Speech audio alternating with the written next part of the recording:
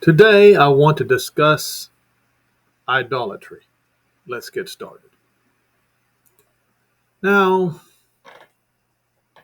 actually, before I get started, I want to point some things out to you.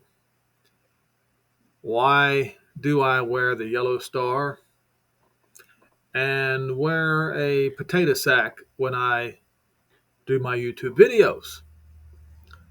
Well, unlike your preachers out there who wear the suit and tie like the oppressors of the Jews did, I refuse to do so when I do these videos. I think that the photos that you see before you should tell you everything you need to know. Now, concerning the golden calf,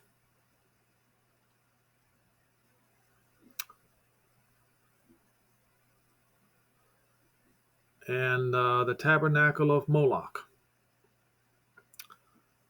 sometimes called Molech, sometimes called Milcom. It was the god of the Ammonites, and the same with Baal. We discussed that yesterday.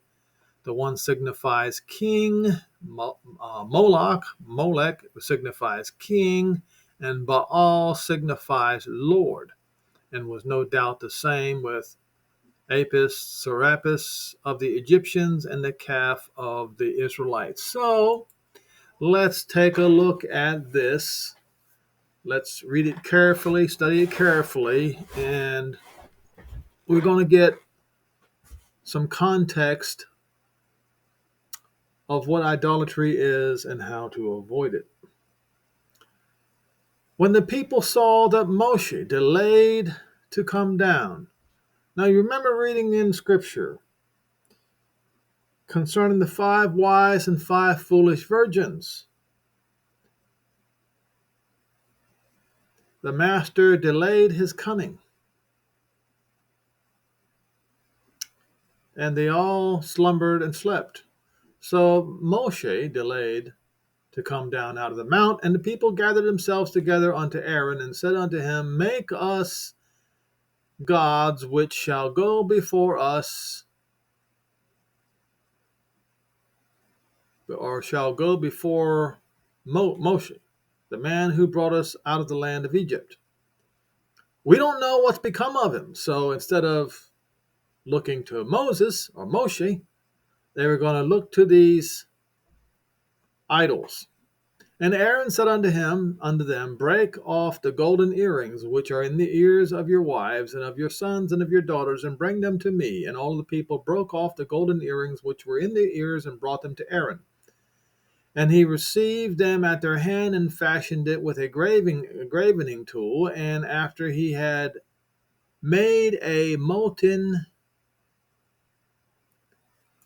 covering, because it's an engraving tool, okay, a libation, molten metal, or image, okay? And fashion, okay, and they said, now did they say, These be the gods, O Israel, or it just says, Elohim, O Israel, which brought you forth out of the land of Egypt. Oh, so this is the Elohim that brought us forth out of the land of Egypt. And when Aaron saw it, he built an altar before it. And Aaron made proclamation and said, Tomorrow is a feast unto the Lord. Is that what he said? No, he did not say that. He said it is a feast unto Jehovah. Listen carefully. And they rose up in the morrow and offered burnt offerings and brought peace offerings, and the people sat down to eat and to drink and rose up to play. So they put a golden calf up, and then they gave an offering unto Jehovah. They tried to mix religions. They tried to mix the truth with the lie. We see a lot of that happening today, and I have pointed that out many times. And not the Lord, but Jehovah said to Moshe, "Go down, for your people which you brought out of the land of Egypt have corrupted themselves. They have turned aside quickly out of the way which I have commanded them, and they made unto them a molten calf, and have worshipped, bow down to it, and made a sacrifice thereunto." Now Aaron said the sacrifice was to Jehovah, but it wasn't.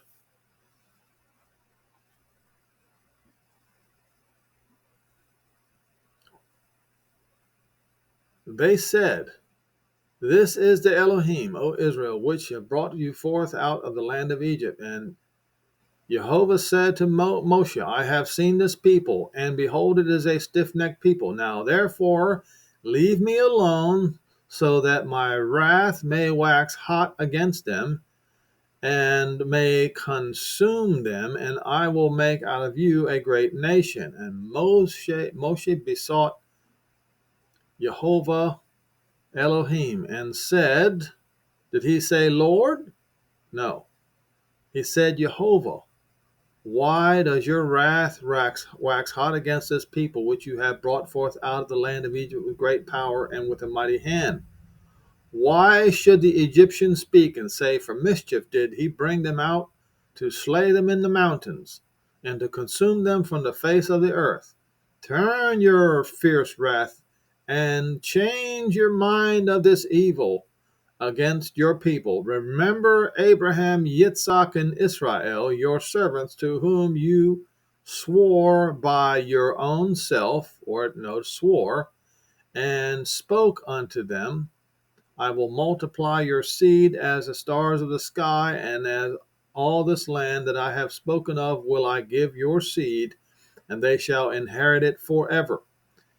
And Jehovah changed, or he was sorry, and he consoled himself and changed of the adversity.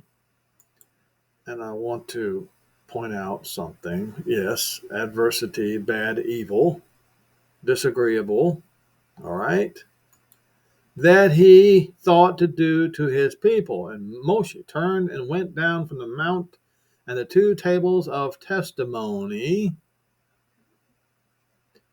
were in his hand, and the tablets were written in both their sides. On the one side and on the other they were written.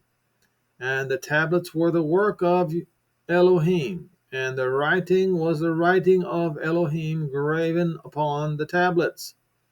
And when Yehoshua, not Joshua, not Yeshua, when Yehoshua heard the noise of the people as they shouted, he said to Moshe, "There is a noise of war in the camp." And Moshe said, "Is it the sound of them that shout for victory? Or is it the voice of them that cry out for being overcome in war? But the noise of them that sing do I hear." And it came to pass, as soon as he came near into the camp, that he saw the calf and the dancing, and Moshe's anger waxed hot, and he cast the tables out of his hand, and broke them beneath the mount. And he took the calf which they had made, and burnt it with fire, and ground it to powder, and strawed it upon the water, or threw the powder upon the water, and made the children of Israel to drink of it. And Moshe said unto Aaron, "What did this people do to you, that you brought such a great sin upon them?" And Aaron said, "Let not the anger of Adon be hot. You know the people, that they are set in mischief. For they said unto me, Make us idols which shall go before us in place of Moshe, the man that brought us out of the land of Egypt. We do not know what became of him. And I said unto them, whatsoever gold you have, let them break it off. So they gave it to me, and I cast it into the fire, and a calf magically appeared. That's essentially what he said. And Moshe saw that the people were, what were they? Let loose.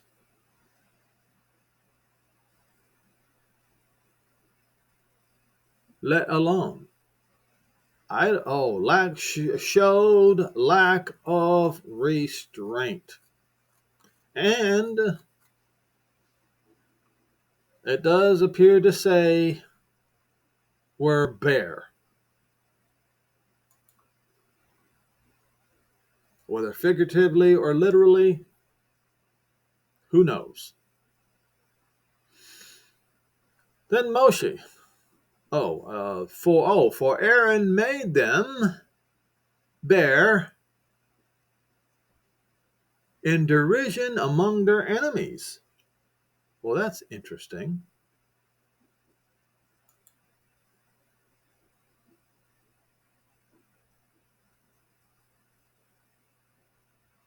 To stand up, it doesn't say among their enemies. All right.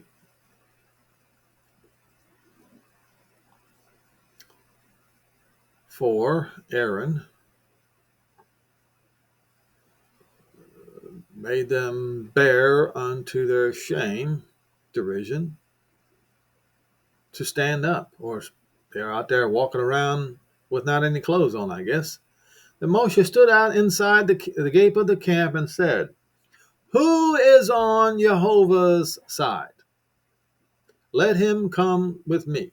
And the sons of Levi, that's how it's pronounced, gathered themselves together unto him. And he said unto them, Jehovah Elohim of Israel says, put every man his sword by his side, and go in and out from the gate to gate throughout the camp, and slay every man his brother, and every man his companion, and every man his neighbor. Now that is a very interesting statement, and those of you who study the scripture carefully, you know this is also something that is going to occur among the Gentiles when Jehovah's wrath strikes them in the last days. If you want to, you can read Haggai 2 verses 20 through 22, and you will see it there. You will see it in Ezekiel 39 and other prophets. And the children of Levi did according to the word of Moshe, and there fell of the people that day about 3,000 men. For Moshe said, consecrate yourselves today to Jehovah, and every man upon his son and upon his brother, that he may bestow you a blessing this day. So Moshe intercedes for Israel. And it come to pass on the morrow that Moshe said unto the people, you have sinned a great sin, and now I will go unto Jehovah. Peradventure I will make an atonement for your sin. Moshe returned unto Jehovah and said, this people have sinned a great sin, and have made them Elohim of gold. Yet now forgive their sin. If not, blot, I pray you, out of your book which you have written, the book of life. And not the Lord, but Jehovah said unto Moshe, whosoever has sinned against me, him will I blot out from my book. Now therefore go and lead the people unto the place of which I have spoken unto you. The messenger shall go before you today. Now on the day of visitation, I will visit upon them their sin. That day of visitation came twice. It came twice. And one of them, the first one, was because of what Yereboam actually, no, it was this and what Yereboam did. But Yereboam, what he did led to the captivity of the house of Israel from by Assyria. But anyway, I will continue. And in that day, Jehovah plagued the people because they made the calf which which Aaron had made. Now, let us look at this, right? So we just read that visitation for this sin, great sin, would happen 2 times. When I visit, I will visit their sin. Okay? It will visit once and visit twice their sin. There is no more third time, folks, is what I'm trying to tell you. Okay? It happened in Babylon. It happened in 70 AD, the Romans. There is no third time. Okay?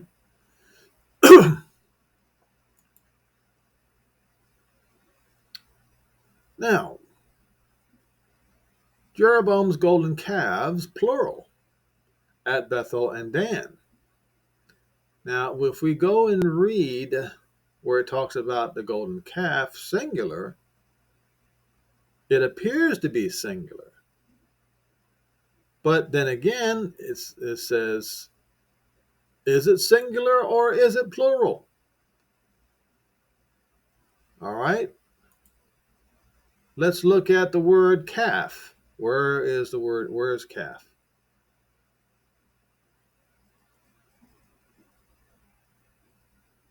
A molten calf. Is it singular or is it plural? Is it 2 of them? I think I know the answer, folks. So we go back to here. So according to 1 Kings 12, verse 26 to 30, after Jeroboam establishes the northern kingdom of Israel, he contemplates the sacrificial practices of the Israelites. Jeroboam thought to himself, the kingdom will now likely revert to the house of David if these people go up to offer sacrifices at the temple of Jehovah, not the Lord, in Jerusalem. They will again give their allegiance to their king Rehoboam of Yehudah. They will kill me and return to King Rehoboam. After seeking advice, the king made 2 golden calves, and he said to the people, it is too much for you to go up to Jerusalem. Here are the gods, Israel, who brought you up out of Egypt. Where have you heard this before? There were 2 the first time. Jeroboam did exactly what Aaron did. Okay? And he set up one in Bethel and the other in Dan. And this thing became a sin. The people came to worship the one at Bethel and then went as far as Dan to worship the other. His concern was the tendency to offer sacrifices in Jerusalem, which is the southern kingdom of Yehudah. He would lead to a return, or that would lead to a return to King Jeroboam. He made 2 golden calves and placed them in Bethel and Dan. He erected 2 calves and what he figures in some interpretations as substitutes for cherubim built by King Solomon in Jerusalem. However, the Antiquities of the Jews, which is taken from Josephus, states he made 2 golden heifers and built 2 little temples for them, one in Bethel and the other in Dan, and he put the heifers in both the little temples in the aforementioned cities. Richard Elliott says, at a minimum, we can say that the writer of the Golden Calf account in Exodus seemed to have taken the words that were traditionally ascribed to Jeroboam and placed them in the mouths of the people. What is Friedman? No, that's not what happened. Moshe wrote the book of Exodus, okay? The declaration of Aaron's people and Yereboam are almost identical. These are your gods, O Israel, who brought you out of the land of Egypt in Exodus 32, verse 4, and the same thing with 1 Kings 12 and verse 28. After making the golden calf, or golden calves, both Aaron and Jeroboam celebrated festivals. Aaron built an altar, and Jeroboam ascends an altar. Same thing. Okay?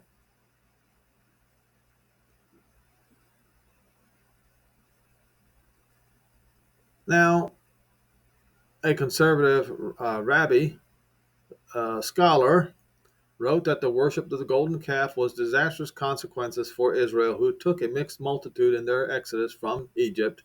Had not the mixed multitude joined them, Israel would not have been misled to worship this molten idol.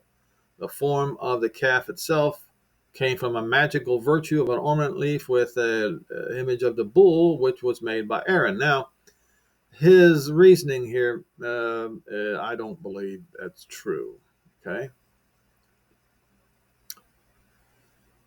Devotion of Israel to this worship of the calf was partially explained by a circumstance that passing through the Red Sea, where they beheld the most distinct creature about the celestial throne, which is a resemblance of an ox. No, that's not what it was. It was the Egyptian idol that I will talk about later. Okay? So they're making excuses here. All right? So you have all these narratives.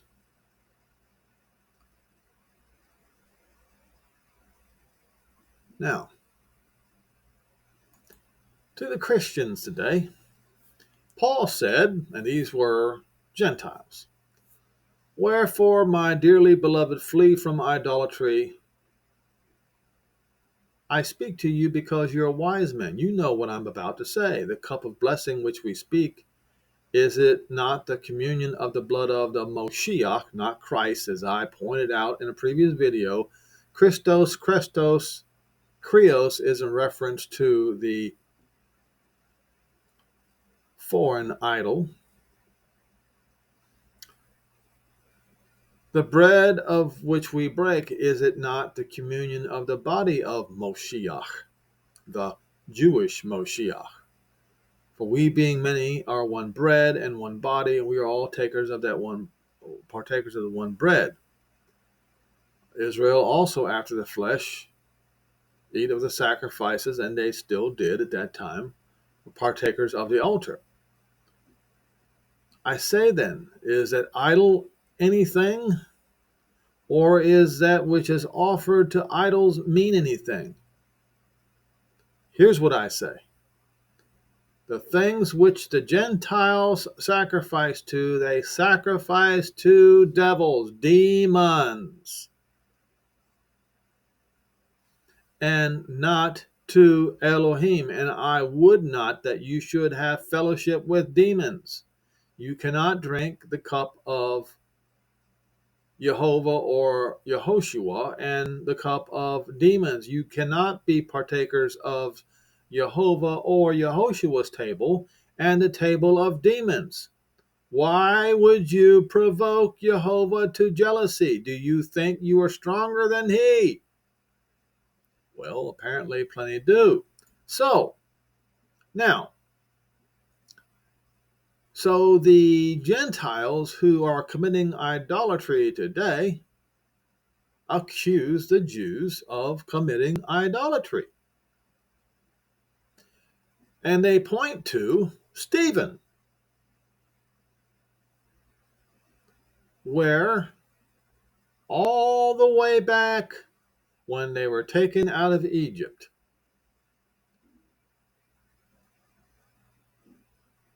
This is that Moshe who said to the children of Israel, Jehovah your Elohim will raise up to you a prophet like me from your brethren, him shall you listen to.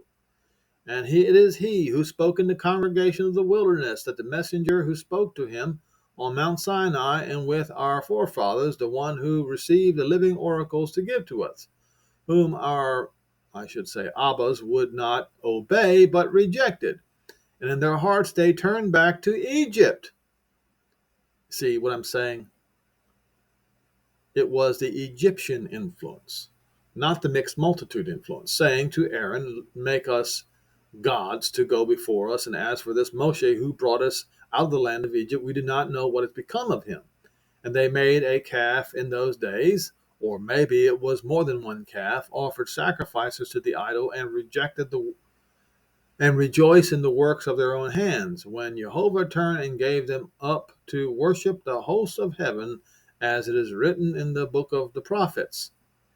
You did offer me slaughter animals and sacrifices during 40 years in the wilderness, O Israel, and you took up the tabernacle of Moloch and the star of your false idol Remphan, images which you made to worship. I will carry you way beyond Babylon. This is also written in the book of Amos, where he says, You have offered unto me sacrifices and offerings in the wilderness 40 years, O house of Israel. But you have also borne the tabernacle of your Moloch and Chiun, your images, and the star of your God, yes, which you made to yourselves. Now, what star is it? Is it this star, or is it a different one? Are you ready? And it says, Therefore I will cause you to go into captivity beyond Damascus, says Jehovah, whose name is the Elohim of hosts. Let's look at this Christmas star. How many points do you see on it? Can you count? And the question is, what is the 8-pointed star? The wheel of the year. In some pagan traditions, the 8-pointed star represents the wheel of the year. And let's see here, Ishtar and many, many other idols. Pagans and witches, 8-pointed star, the 8-pointed star of the Anunnaki. This is absolute paganism, folks. That your Christmas star is the star of Moloch.